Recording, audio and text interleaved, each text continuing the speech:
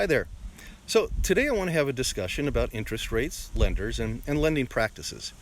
And it's especially relevant now since the Fed has signaled that they're going to get even more aggressive with those interest rates and hike by 50 basis points, possibly several times instead of 25 like they initially thought. Consequently, mortgage rates, which in reality are more closely tied to the 10-year bond than the Fed funds rate, are most likely going to continue to be trending upwards.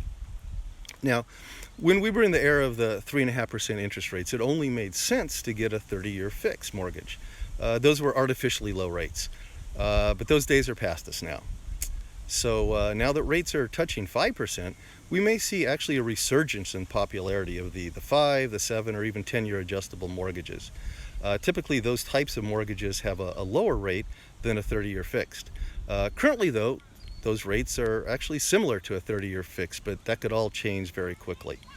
And if you only intend to stay in your home for 10 years, who knows, it may make sense to investigate those types of loans.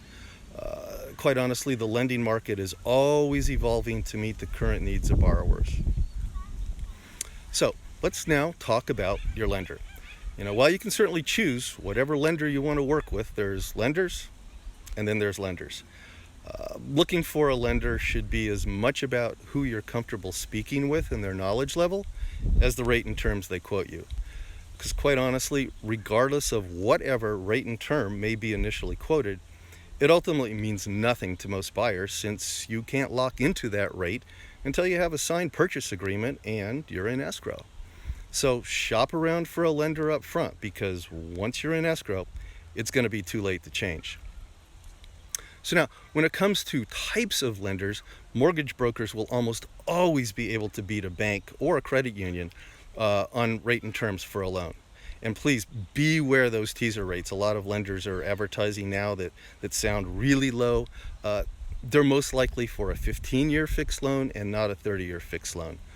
Or, you may need to pay points to get that really low rate. Or maybe there's some unusually high fees.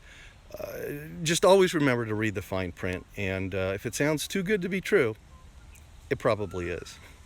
So also run from those .com and discount lenders. So important. You will not get anything that resembles customer service, and that's so critical in this current environment. As a buyer's agent or a listing agent, it's so important to know that we can pick up a phone and get an immediate answer from a lender, whether it's at night or even on a weekend. Quite honestly, I've actually had agents tell me that the offer the buyers I represented was picked because the lender was my preferred lender and not someone I've never worked with before. And, finally, in this volatile rate environment, a pre-approval letter that's older than a week isn't worth the paper that it's written on and not what you want to accompany your offer. Again, it's another reason to use a lender with superior customer service. A very recently, dated pre-approval letter is just going to let the listing agent and seller know that you're serious about buying and you're on top of this ever-changing real estate market. Well, that's all for now.